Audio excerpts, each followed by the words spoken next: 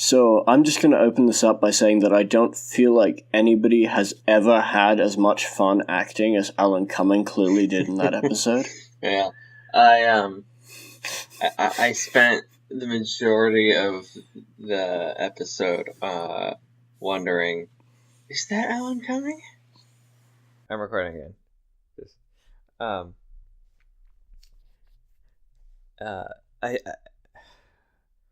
think there was something in his eyes, and I was like, I know that person.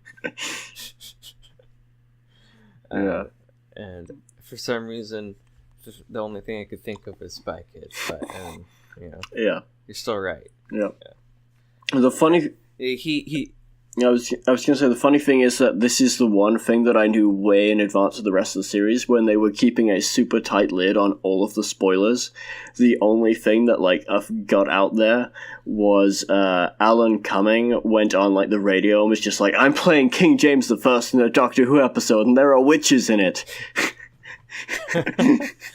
That's kind of funny, because I was actually thinking, I was playing a little mental games myself, like, all right, you've been living under a rock, so is this thing a big reveal? Did the Doctor Who Nation just go crazy in this moment, or did we know this like the John Sims thing from last season? Yeah, no, it wasn't a big reveal. He was in the trailer after the first episode as well, that they showed, where they were just like, this season on Doctor Who, and the only thing they showed were the actors who were going to be in this series of Doctor Who, which felt really weird to me. But Alan Cumming was one of the people they showed. I guess they were just like, the main draw of Doctor Who this season is we managed to get a bunch of semi-well-known actors in it. Alan Cumming, I would say, is like a main he actor, is, yes, especially in England. Yeah, Alan Cumming was the big draw of this episode. Yeah, he was a good get, and he had a lot of fun. I don't know if I want to say he had a lot of fun chewing up the stage or hamming it up. It's one of those. Yeah. I feel like it was the good kind of chewing up the scenery and hamming it up, though, yes. Because sometimes actors do it and it's just awful to watch. But in this case, it was like I literally laughed out loud at about a solid 50% of the lines he said, and sometimes just like when he just had his whole emotional discussion with Ryan, and then he just pulls out his witch pricker and just gives like a small look with his eyebrows. Like, that was the small look that he gave was like one of the funniest things I've seen in my life. He was great. He enjoyed that performance, and I enjoyed watching that performance, and I was very kind of pleasantly surprised when I saw him, and he was quite enjoyable. I thought in general I really liked the cast this time. Yeah. Yeah. I think her name was Siobhan, but I don't remember the last name, who played Becca, which is a weird name for a 1500s. I don't know if that existed. I know Rebecca existed, but I don't know if anyone had gone by Becca until 2002. I don't know enough about naming conventions to be sure about this, but it could be the Tiffany effect, which people have talked about, where it's a thing that fantasy writers and medieval writers don't use the name Tiffany because it sounds too modern, apart from Terry Pratchett. But the name Tiffany actually goes back to like the 12th century or 13th century. So, or and I think this is more likely, the writer was like, I like the name Becca, I want to use it, which is me when I was writing for my work in progress, and I was like, oh, Delilah, yeah, that doesn't sound like a name that people would use in the 1600s, but I love it, so I'm going to use it, even though it has satanic connotations. Yeah. So she was really good, and the rest of the cast was great. I just woke up from a nap, so I'm going to be a little bit slow today. Help me out. The other thing I felt was that the episode It felt, if in the same way that Kablam did, it felt very Doctor Who. Yes. Whereas for the first part of the season, it all felt kind of very off, especially from what's been established so far as like the Russell T Davies and Stephen Moffat sort of standard operating Doctor Who writing. And this feels like the way to do like a darker historical. Yeah. I kind of wish that this episode had existed a month ago, so that when we got to the demons discussion, I could have just said, "What about the Witchfinders?" and then just kind of pointed to this to explain what I was trying to talk about for my problems in demons, because this did a lot of the things I wanted demons to do. Well, for me, I feel like Demons and Witchfinders were very different kind of episodes, and I like them both. But the thing for me is, I feel like... So, Witchfinders was originally rumored, and I think that the general consensus is that they flipped the episodes round, was that it was supposed to be one of the earlier block of episodes, so then Demons would have been a later one. And I think that would have... It certainly feels like that.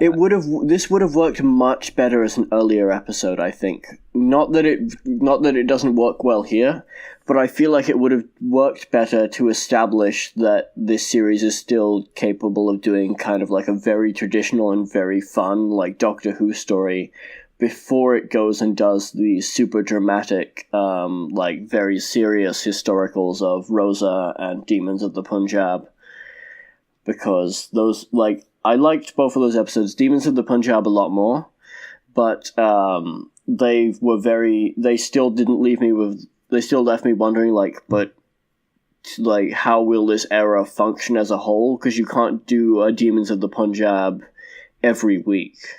It would just be emotionally exhausting, and their show wouldn't be able to function like that. Whereas you could do a Witchfinders every week, and it would, like, something roughly tonally equivalent to it every week, and I think it would work fine. There are so many moments, actually, that I wanted to disagree with you there. But they were all about demons and not this episode. And so I'm, like, biting my tongue here. I would say the demons and this episode are very different. Namely, this episode is what lots of people call good. And demons is this thing known as bad, and they're pretty different. Ouch. Yeah. I still like Demons. I feel like it would have worked better as a later episode. I'm going to say that. I've actually really I've soured on Demons. You convinced me, I think, to give it a 5. Now it's back down in the 4s now. But that's not the episode that just aired. The one that just aired, like, it was good. I liked it. I have a concern this might be a 20-minute episode, because kind of the extent of my feelings of it are, it was good, I liked it, Alan Cumming was fun. And then just shrug. Yeah. I can talk about Alan Cumming being fun for way more than 20 minutes. Can you talk about Alan Cumming being fun longer than Alan Cumming can talk about himself? Well, in character as King James. Almost certainly not. Yeah. No, he was good. I actually did a little bit of reading on James, because this is not my era of history. This is your era. But it's not quite my era, but James is one of the figures that I find interesting. So yeah. So just jump in if I'm wrong, because I did, like a little more than a Wikipedia search. But what I liked was I found out, obviously, like, James was active in witch hunting and yes, and all that. But he apparently had a change of heart later on in life, where he became more skeptical. Yes, yeah. Which fits well with the course of the episode. Exactly. And this is kind of what I like in historicals, taking a moment in history that's real, but kind of unexplained or underexplained, and just saying, Doctor. As far as I saw, there was no real reason for a change of heart. It was just like, people saying, yeah, around 1600 or so, he started getting less crazy about the witch hunts. And so I think this was a great idea for a historical, because it's a real moment in history, but there's that mystery there to explore. Yeah, I mean, I think it comes down to a lot into what you want out of historicals. And I agree that it did, that as sort of that type of historical, I think it worked quite well. Mm-hmm. But the other thing, I do like how James is obviously like a caricature a bit, and like an exaggerated for comedic effect version of King James, but he's rooted very much in the real King James, whereas sometimes with Doctor Who and other things, they'll create like a version of a historical figure who doesn't bear even the slightest resemblance to the real person. Yeah. Whereas King James, they like his sexuality, his obsession with witches, like being somewhat dramatic and eccentric, his whole backstory as he gives it to Ryan, like, and his paranoia, they're all real aspects of King James the First and Sixth, which they translated well into the character. Yeah, they even get a little bit about, Mary Queen of Scots in there, and how that would have affected him. So, I think it was a very, very good idea for when to set a historical. Yes, the funny thing is that my hopes for the episode actually flipped, like, as of about sort of just after Demons of the Punjab.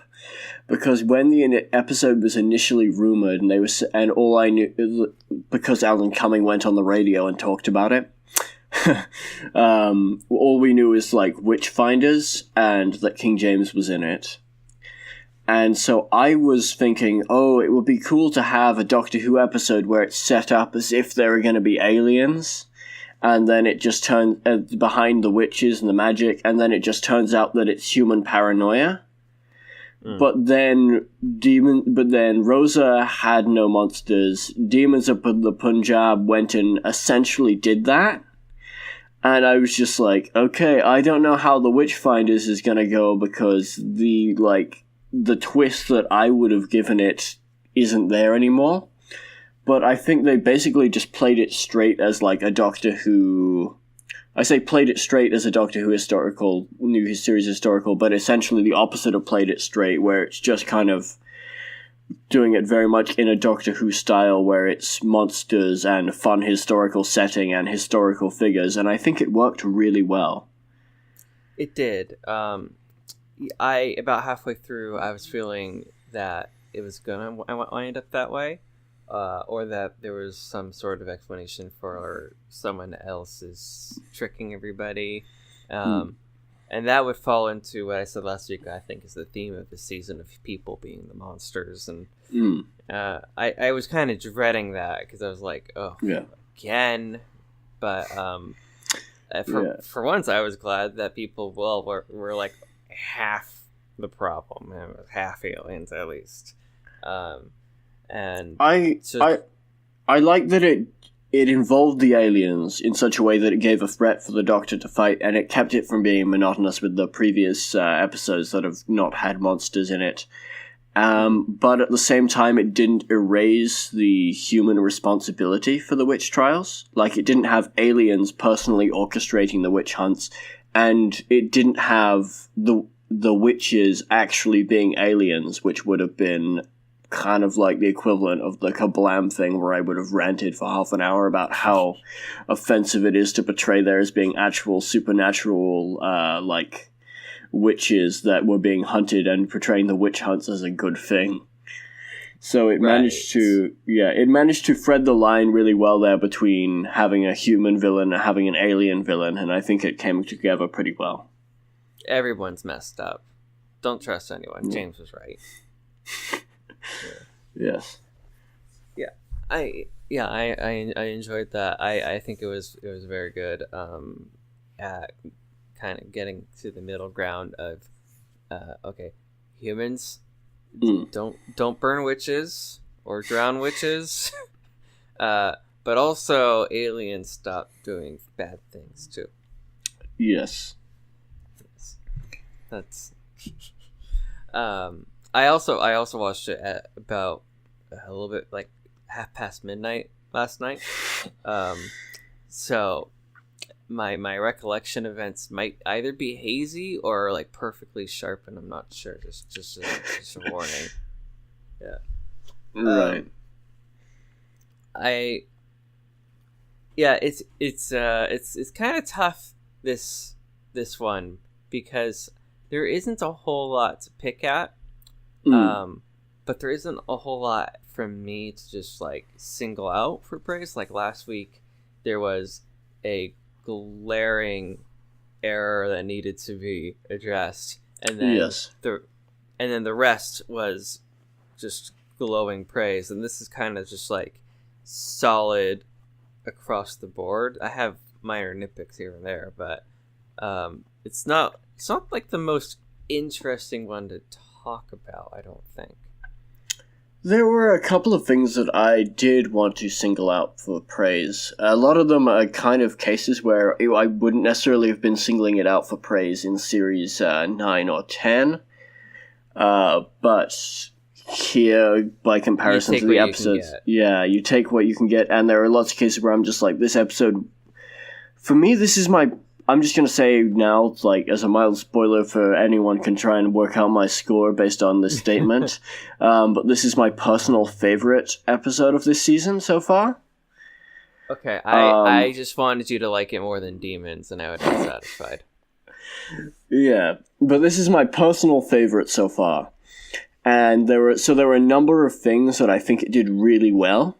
And one of them is I feel like Jodie Whittaker was given her best material so far here.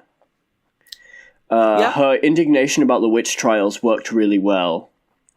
And her, like, just the little moments, like her working out whether she wants to interfere and sort of trying to hold herself back before leaping into the lake.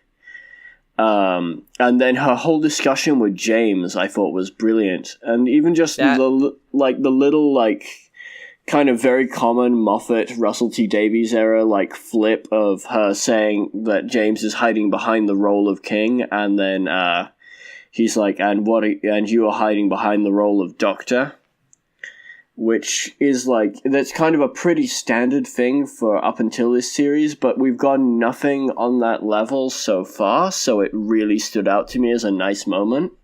Mm-hmm. Her back and forth with James is probably my favorite moment of the season so far. It was two very good actors with good material going back and forth, and I enjoyed watching it. Yeah. I think that this episode definitely shows that when she's given good material, Jodie Whittaker just does an amazing job.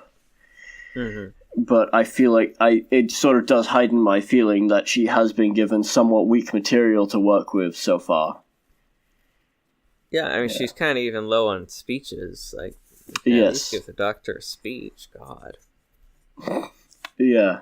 Like, I don't necessarily need her to be doing the Pandorica every episode, because if you do that, you end up with that Rings of a Carton speech, which is trying so hard to be the Pandorica speech, and does not work. Yeah. If you want to hear it made even worse, you can go on YouTube and you can listen to Colin Baker read it. Oh, no, I've heard that. Yeah, it's just even more awkward because Colin Baker trying to say baby as in character as the doctor, it just does not work. I've heard that. It's not... I mean, it's not terrible, but it's not great. Yeah, like he's trying his best. He's a very good actor, and he's doing his best with like the lines he's been given. But that line really doesn't work for him as the doctor. And honestly, didn't really work very well for Matt Smith. Yeah. Right. I think it's interesting, though, that you pointed out in the beginning for just specifically a moment for praise, because that was one of my few nitpicks, was that the first, 5 minutes felt kind of rushed. I do agree that the first 5 minutes felt a bit rushed, but I felt like, for me, it was up until the moment where they got to the lake felt really odd. Mm-hmm. It felt like there was a bunch of stuff cut. I'm wondering if there maybe was.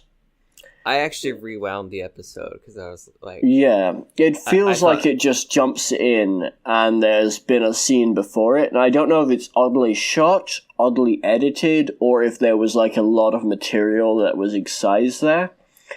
But it feels like they either left out a scene or they're going for like the standard Tenant opening of just TARDIS materializing somewhere, they pop out bantering.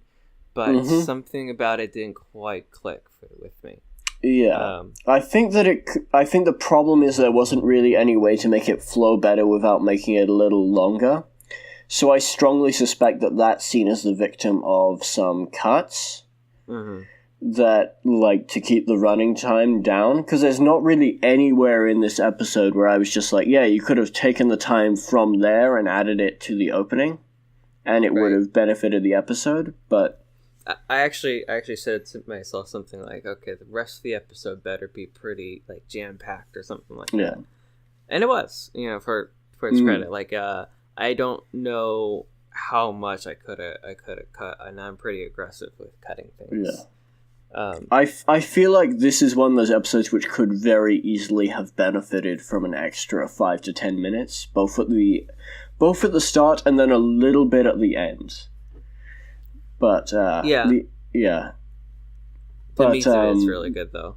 Yeah, I still felt like the ending overall worked. It wasn't an Arachnids type case where it's just like, this doesn't really make any sense. It kind of rushed ending. It was more just a case of, oh, that was a bit quick. Just a little bit quick. But, it's forgivable, especially because the rest of it works quite well. Yeah. I guess the only other nitpick I could think of right now off the top of my head, I didn't take notes this week, is that, just to go back to the openings 5 minutes or so, the scene where she jumps into the lake to try and save Granny, it doesn't, I don't think it was shot very well, or maybe BBC stepped in and was like, you can't show Granny like thrashing around or struggling or anything. It's a little bit dark or something, because it seemed like very much. I wouldn't be surprised if maybe not even the BBC, but just Chibnall and the director instinctively knowing that the BBC wouldn't let them push it quite that far. Because it was fairly dark for Doctor Who, and but yeah, it didn't seem like she was struggling or anything. It seemed like the doctor got it in 30 seconds, brought her out, and nope, she's dead. And that seemed a little bit like, okay, story, whatever. But given that I can't really find other places to cut very, very much, and the rest of it was good, it really just minor nitpicks here and there along the way. Like, I can forgive it. Like, it's not a moment where, like with the Chibnall episodes, I can say, yeah, just give me 60 seconds and I can write this out better, Which sounds like a backhanded compliment, but it's not, because we're pretty arrogant. Yes, yeah. I feel like for me, saying that I couldn't write something better than someone else is a very, very high compliment, which just shows how egotistical I am. Right. It's a higher compliment from you than me, but it's still fairly high if I say it. I know we've talked about this a little bit. So, me saying, I couldn't immediately fix this script in a minute or two. It's actually pretty good. That means it's probably an 8 at least out of 10. Because we're just arrogant. The one other thing that I felt there are a couple of things, but one other thing that I felt was an interesting point for discussion is this is the first episode, as far as I could tell, that really dealt with the fact that the Doctor is a woman now. And how did you think it handled that? So, this was kind of a reservation I had going into the season. It was like one of the few parts where having a female Doctor could hamper the show creatively. Is, historicals would present a problem where history is sexist, and that's kind of unavoidable, and especially if you're trying to do like a more realistic historical like we've had this year, you have to address it. But that also means it's taking up time from like the rest of the story. I think it was handled almost perfectly. I think that it's realistic how they treated her.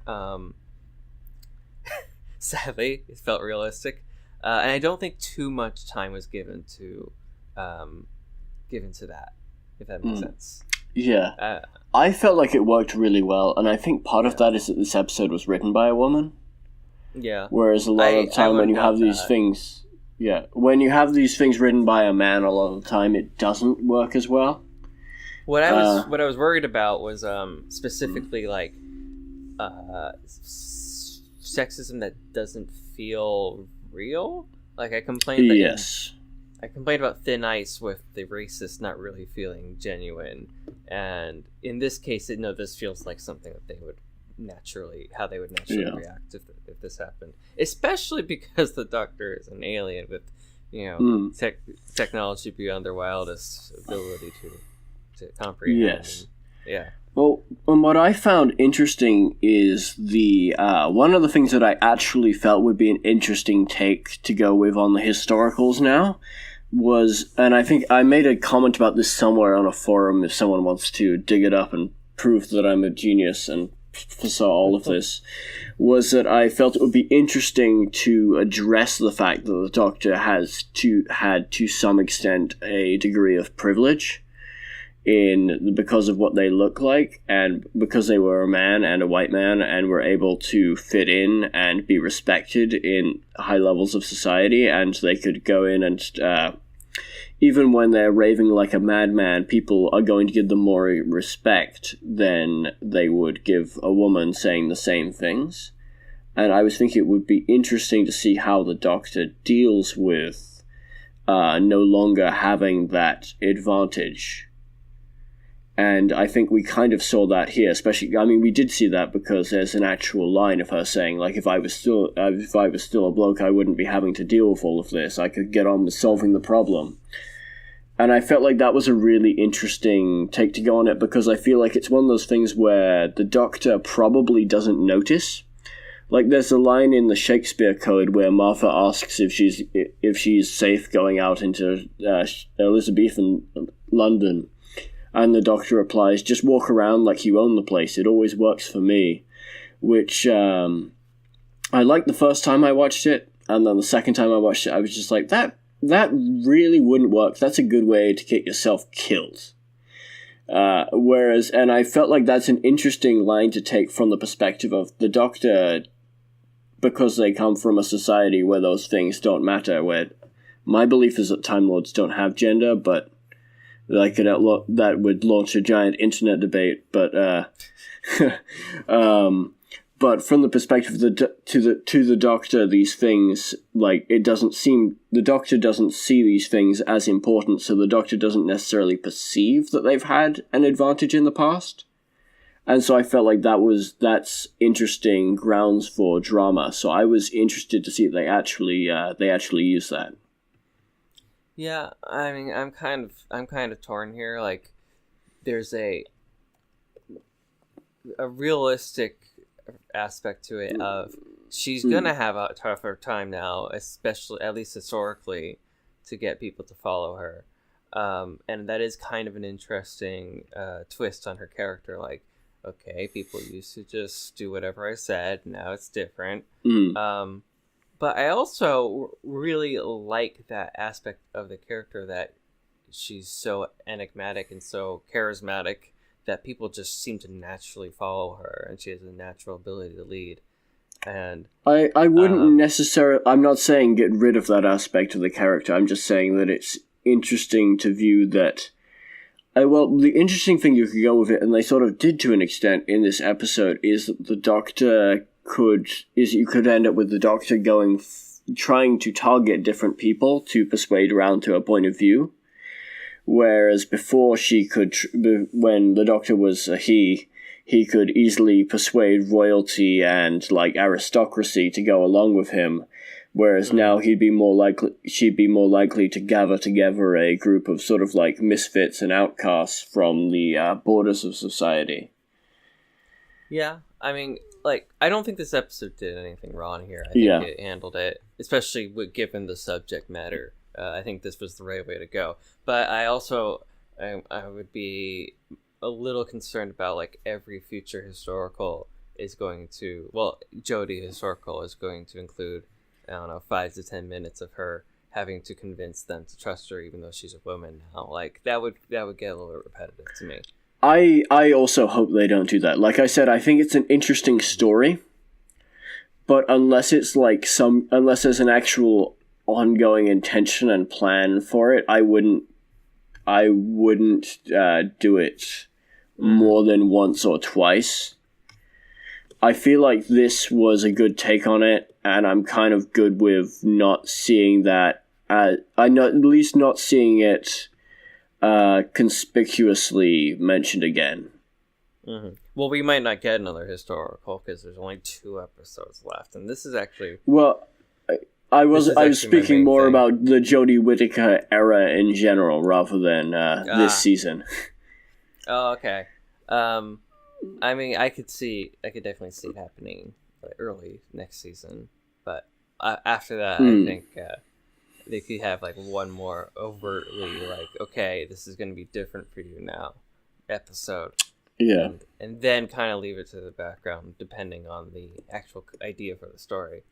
But for this season only has 2 episodes left. And I liked this episode. I liked it quite a bit. I still don't think it's a classic episode.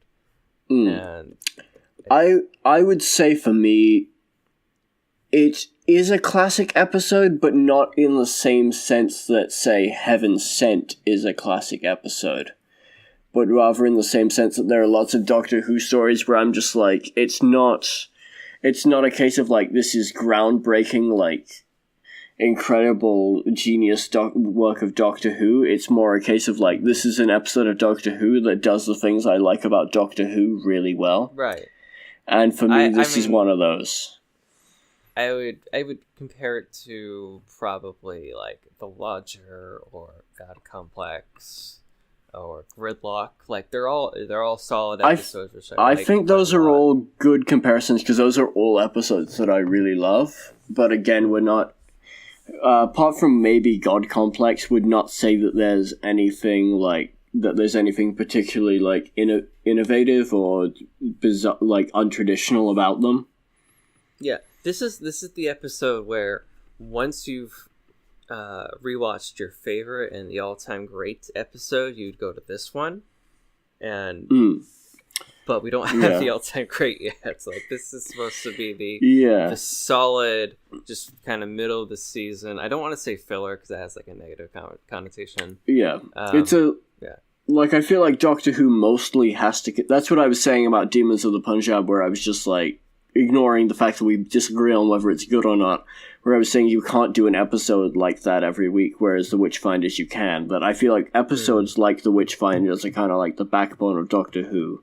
Like, it's not out to reinvent the show, it's just out to have a good time using the way the show works. And I feel like it's a really solid example of Doctor Who, but it's not... You're right that there has been no Heaven Sent or like Blink this season so far. Just give me a Satan Pit, like, you know, I don't even. Satan Pit's not quite top 10 for me, but I haven't quite come close to that yet as far as level of enjoyment. But I mean, this episode and Kerblam both fill the role perfectly fine of like the middle episodes that are quite enjoyable. You enjoy them on a rewatch too. They kind of hold the season together between the big moments, but we just don't have the other moments yet. It's frustrating. Sad. Like I don't. Yeah. I really can't do anything except just agree there that I want. But the thing for me is that I'm just kind of like I'd be content if we got like just multiple episodes of Witchfinders quality a season without necessarily having a major classic every year. But I'd really love to just have like one of those all-time great episodes come along. Anytime you feel like it, Chip now. Anytime now. There's 2 episodes left, right? There are 2 episodes left.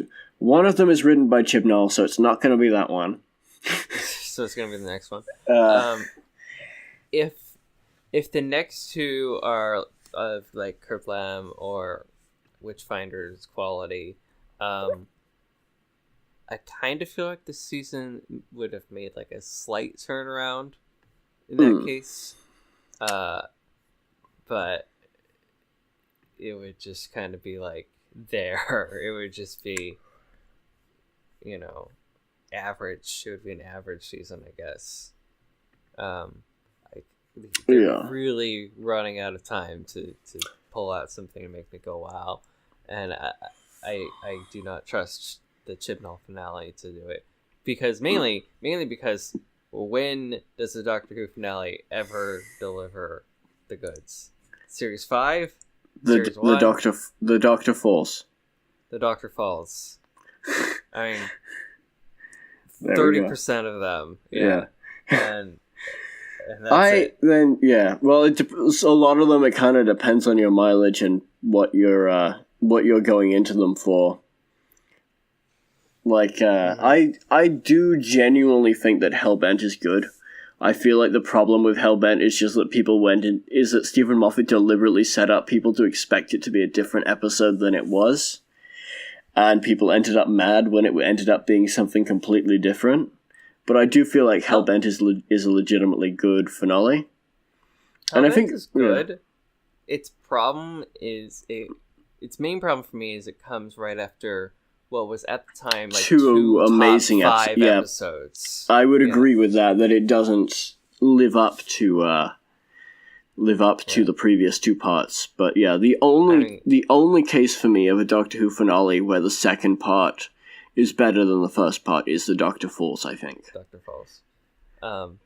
Maybe Parting of the Ways. But I also feel like we had this exact discussion before on the podcast. We did not have it on the podcast. We had it off camera. We had it off camera. That makes sense. We had it. Yeah. Okay. Yeah. Not that there's a camera. Off record. Off mic. Yeah. Off mic. Off record. Yeah, it was an off mic. It was an off mic discussion. I've just realized that Hellbent is the Godfather Part 3. Yeah. I have not seen the Godfather films because I am a bad person. So I can't really comment on that. Yeah. I haven't either. But anyway, like, it's the Return of the Jedi. There we go. There we go. It's Return of the Jedi. We're lowbrow enough that we understand that one. We are casual. We're casuals. We are. Yeah. We should be ashamed of ourselves. For this season, like, I'm kind of out on things for this episode. I'm feeling like I should move it to the season in general right now, unless I can think of something really quick. Like I liked. Oh, I was gonna say that I liked the monsters, but more kind of just because I feel like it's the first legitimate. I was said on a forum. I was like, it's the first legitimately good monsters that qualify in like both senses of the word that we've gotten since last series. Like, both in the senses of they're actually monsters, as in they're bad guys and monstrous, and in the sense that they're, like, well-conceived and designed. Like, the mud zombies were just really cool. I like the mud zombies. Yeah, the mud zombie of Gran there's a quick shot, I think, and like, boiling or bubbling. Yeah. And, like, the mud leaking out of Becca's eye, I was just like, this is what I'm here to watch Doctor Who for. Like, that kind of, like, macabre, like, not really, like, it's not actually disturbing, but it's, like, a fun kind of disturbing. Well, the first mud zombie was, like, the most, like, the creepiest moment in Doctor Who in a while. Yes. And, it's not the Babadook, but it's not it's the fun kind of disturbing, as you said, but yeah, it was still the creepiest moment in a while, and I liked that. I kind of wished it was a Halloween episode. Yeah, it works much better as a Halloween episode than Arachnids did, unless I guess you're afraid of spiders. Jesus, Arachnids. I think Arachnids is going to be like the new Rings of Akaden, or like just the butt monkey episode that gets all the jokes, which sucks. And I was really enjoying it for 30 minutes or so. Yeah. I genuinely don't. I feel like I guess Arachnids is gonna have to be that one for me, because I feel like you can't really make jokes about the Ghost Monument, which is my least favorite episode, because it's like it's just boring. There's nothing funny. It's like not out. There's nothing like. It doesn't fall apart in any way. It's just a case of like Chibnall seemingly made every choice he could to avoid having any actual drama or conflict or suspense in the episode. Yeah, I mean, I'm my ratings are all in flux right now as the rest of the season comes together, and as I rewatch Series 9, and I kind of get reminded of Doctor Who like peak. And yeah, I don't know where I'm coming down on Ghost Monument right now. It's better than you, but lower probably than I initially gave it. Like this episode, I'm also a little bit conflicted, because if it had popped up in Series 9, it would be like almost a disappointment. Depending on where in Series 9, I think it would come up for me.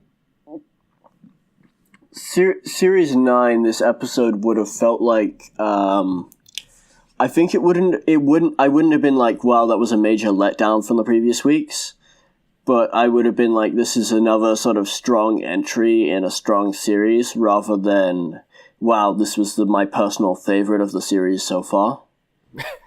So sad. Right. Like, the only one I would, well, they're almost all two-parters, but like the only story in Series 9 I would consider replacing with this one would be Sleep No More. But even Sleep No More, even though I don't think it worked, it has this tone and this ambition that really works with the feel of Series 9. Yeah. And yeah. But anyway, for this season, it's the standout episode probably. Like I'm debating whether I like it more than Kerbalam. It's probably going to wind up with an 8 like Kerbalam did. I feel like the fact that it doesn't, even leaving aside the moral issues of the ending of Kablam, the fact that it doesn't like outright contradict itself and twist itself into a knot with its ending the way Kablam did, like puts it way ahead of Kablam. It's structured better. It's more cohesive and consistent than Kerbalam. Kerbalam had higher highs for me. Like I enjoyed the characters in this one, but I think that the characters in Kerblam were the most impressive, and the jokes are so funny. You say that as if Alan Cumming was not the greatest thing to have happened to Doctor Who since Jacob and Lightfoot.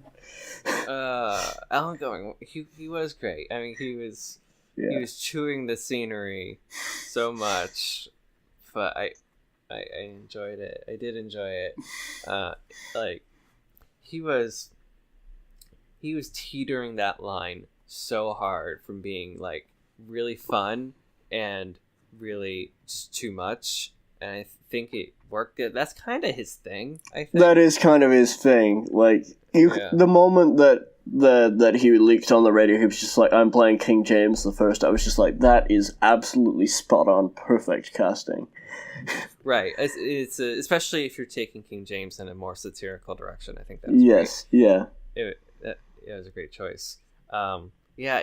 I mean, you say this kind of sarcastically, but I really did like his performance, and the him as King James is kind of like a singular moment of like, yep, no other series has really delivered that so far.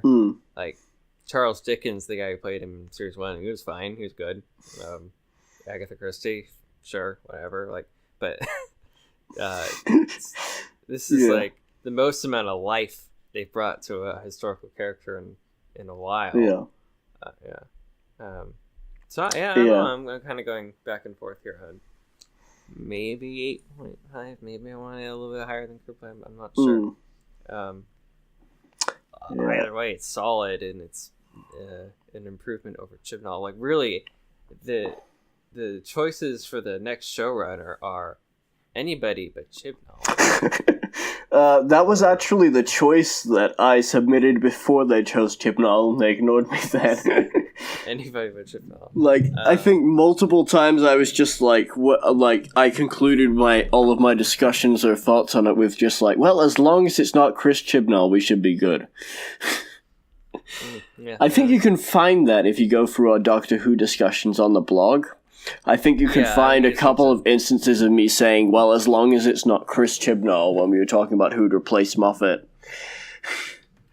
I'm pretty sure there was a discussion near the end of the Moffat era where I asked you something like, all right, what if it's like Mark Gatiss? And you said, if it's Mark Gatiss, fine, as long as it's not Chibnall. Yeah.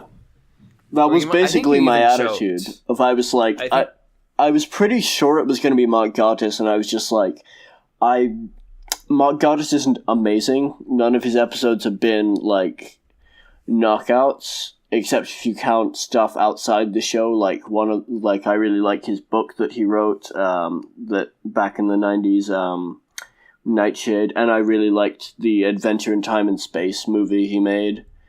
But none of his episodes in the show have been like knockout amazing episodes. But, I was just like, yeah, he's a decent, solid Doctor Who writer, whereas Chris Chibnall was just like, he's really, like, potentially the worst recurring Doctor Who writer. Like, there are some one-offs that I think were worse, or, like, cases of a writer writes, like, one really bad episode, but otherwise is pretty consistent. But there's no one else that I felt was, like, as consistently meh to bad as Chibnall was.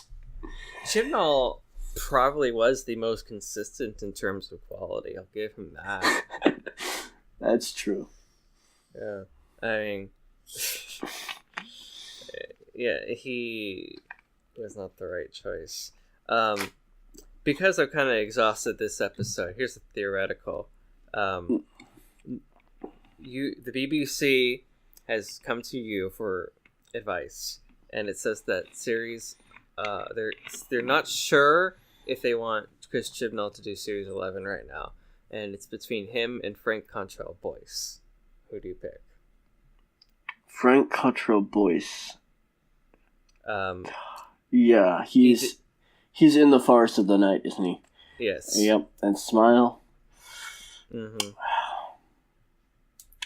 Yeah, to be honest, I think...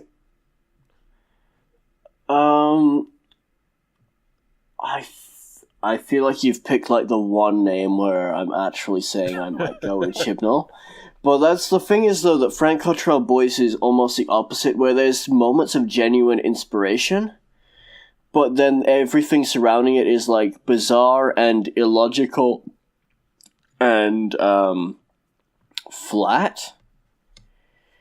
Smile, I felt worked. Smile, I was like, that was decent. But In the Forest of the Night is just, Yeah, you hate that. I really don't like In the Forest of the Night. It's my least. It might be my least favorite Doctor Who story. I haven't rewatched it yet, so I might.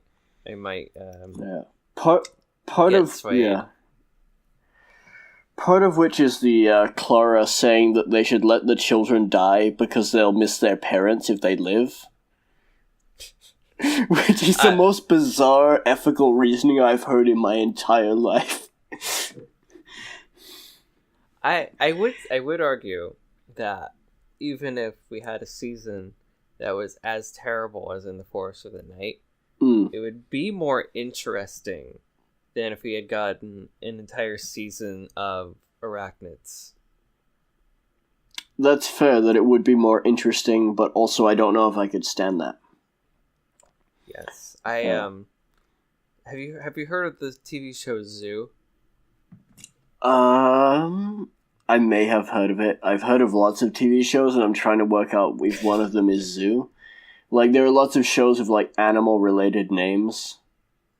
Well, it's based off of a James Patterson book. The idea he stole from me when I was 9. And the idea is all the animals on Earth decide to attack humans. And that sounds like an idea a 9-year-old would come up with, yeah. Exactly.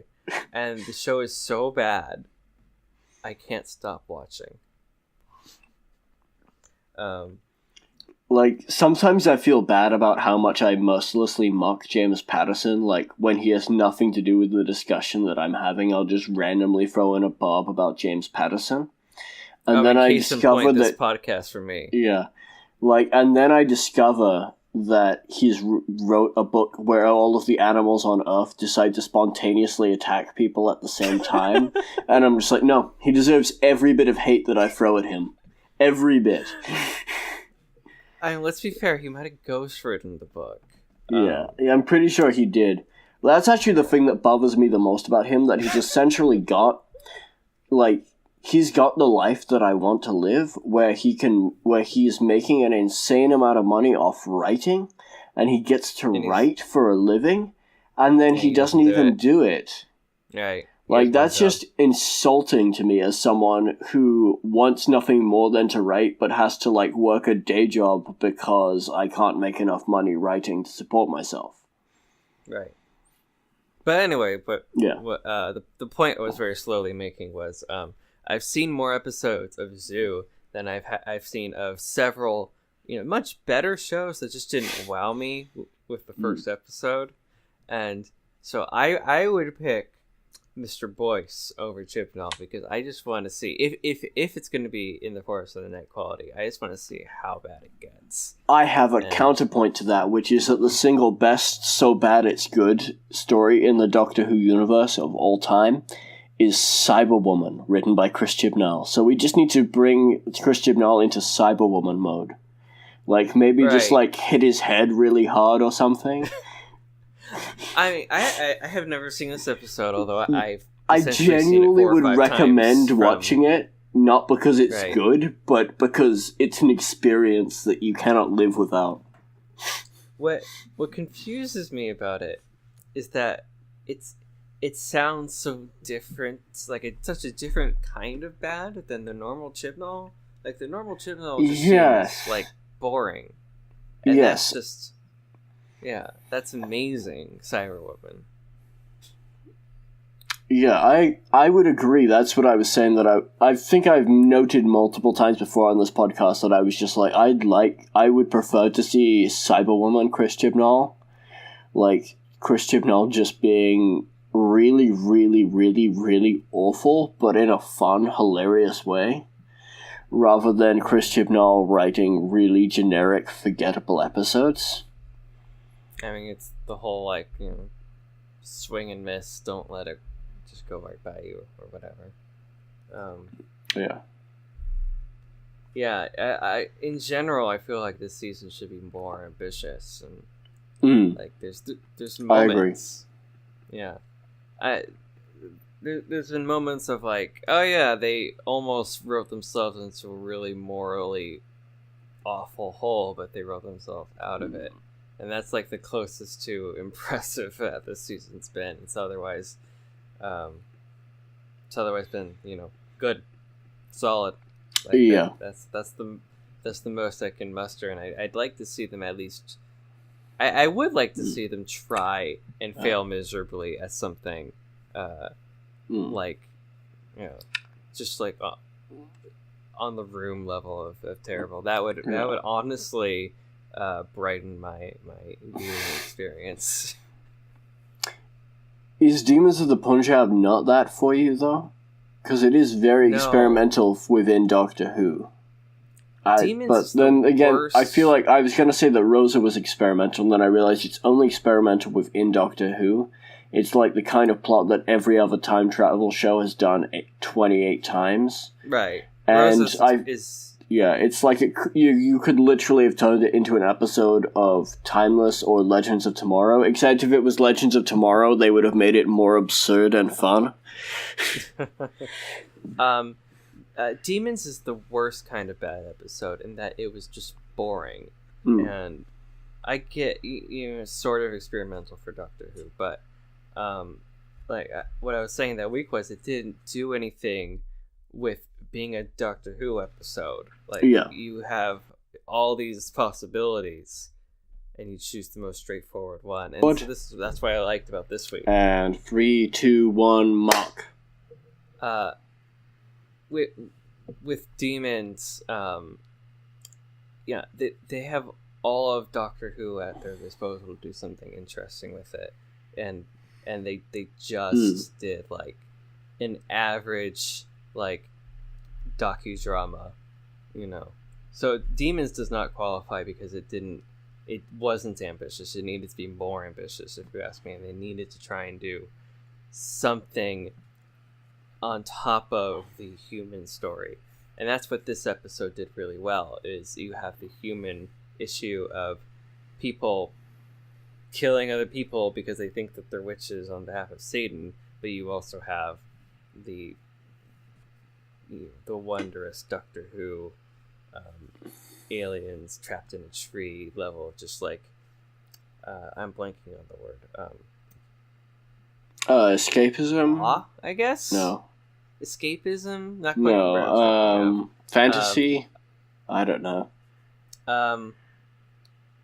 It'll come to me. But yeah, escapism. I guess that is a good substitute word. And what I like about In the Forest of the Night is that it is silly and it is weird and it's trying to be different. It fails miserably. Yeah. But Demons is like the worst kind of bad episode in that it just didn't do anything. Yeah, I think we're still going to have to agree to disagree on Demons, right. But I can see where you're coming from. Though. Right, I have a prediction that Demons in time, I will win the war on Demons. Like, it may have an IMDb score of like 8.7 or whatever right now, but give it a year, and people will come around. I will go on a crusade. And people come around. I have started to see people warming up on Lines of Beast Below, and I take full credit for it. I've always loved Beast Below. Episode. You've been like the one ally I've had there, but I have gone on crusade multiple times, stick my neck out for Beast Below, and I think I'm finally starting to see people be like, "Yeah, you know what was an underrated episode, Beast Below." Yeah. And like, the funny thing is, even Stephen Moffat doesn't like Beast Below, and I'm just like, "What are you talking about, Moffat? That's a great episode." Yeah, it's a great episode. Yeah. So I'm determined to win the war on Demons, which is not how I thought that sentence was going to sound when it came out. So was King James. So was King James. Yeah, but it's. Right. I do feel like Demons would have worked better as a later episode. And this would have worked better as a slightly earlier episode, because I do think that if this episode had come out before the others, I think it would have changed my attitude towards the whole season. Well, that's kind of why I feel like I'm calling a change in the reaction to Demons is once the whole season is out and then people start to go to rewatch them, I have a feeling that people might skip that one. Like, there's a number of episodes throughout the show, usually in the Tennant era, where when I watch it, I really like it, and then I go to rewatch it, and I'm like, I can skip it. It's, like Fires of Pompeii is one of them. Yeah. All right. So, I'm at an hour of recording. I don't know about yours. Mine doesn't give me a time code because it's useless. The first week I did it, it gave me a time code, and now I can't get it to give me one. Well, unless there's another specific moment in this episode you have in mind, I think final thoughts would be okay. I'm trying to think about it. I don't think there was anything super specific that I felt like we needed to go into that we didn't touch on so far. So we can go into final thoughts. I liked Willa. I liked Willa. I liked all of the characters. I felt like it had a well-developed cast of characters. And it managed to use the companions decently. Yeah, it did use the companions decently. I really liked Willa's "not really" line, especially her face. She said it. I thought that was a nice little subversion. I was like, do I have to? But like, not something that I need to praise any more than that. Like, I liked her. She's good. Mm. So if we're gonna do final thoughts, who went last week? Who went first last week? I think you went first last week because I was still trying to work it out in my head, and I'm still not. I'm still feel like I don't know if I had a great. If I know how to score Kablam properly, but I was just like, well, the show has obligated me to give a number score. Except for that week where you didn't and cheated. I did cheat, but I think that was the right score because it screwed up your scores, and I'm like, nope, I can keep going because I didn't give that one a score. Yeah. But I'm on record not caring for number scores too much. That's why I invented the cookie system. I don't care for number scores either. So why are we doing them? Because it's fun. Okay, because I feel like this is a whose line is it anyway situation where whenever I give out a number score, I'm just like, these points are made up and don't matter. Yeah. I enjoy watching us both struggle to maintain a consistent system. That's where I'm gonna struggle here, because this episode, overall, I loved it. The beginning and the ending, a little fast, but Alan Cumming was so great. The whole supporting cast was really strong. Lots of great characters. It used the setting excellently. It had a nice balance between like the historical aspects to it and the sort of more Doctor Who fun aspects to it. I really liked the monsters. I liked the Pendle Hill and the idea of the tree being an ancient lock. It's nice, and it's not science fiction logic, but it's nice fantasy logic, and I like it a lot. It was just a really fun, great episode, and I enjoyed it more than any other episode this season. But I gave Demons of the Punjab a 9.5. Because... Yeah, which makes no sense. Well, because I was like, I have to score it higher than Rosa. Because I liked it more than Rosa. And I still really like Demons of the Punjab. I still think it's a really good episode. But I like this one a tiny bit more. So I feel like, I guess I'm gonna be like, again, like 9.5-ish. Like, it's not quite a perfect 10. Because it's got a couple of issues towards the beginning and the end, and it's like, it's not a Heaven Sent or Dr. Falls type episode. It's just really, really, really good. And really fun. But again, so on this like point system that doesn't really work and doesn't make any sense, because early on I set like the curve too high, because I was giving episodes that honestly were like barely above a 5, like 8s. I would say that on this score it's also a 9.5, or let's say a 9.6. That makes it technically higher. Okay. Yeah. Our actual scores are going to be a lot different on the surface, but I think it's only a testament to my system being better than your system. That's completely fair. My system is terrible.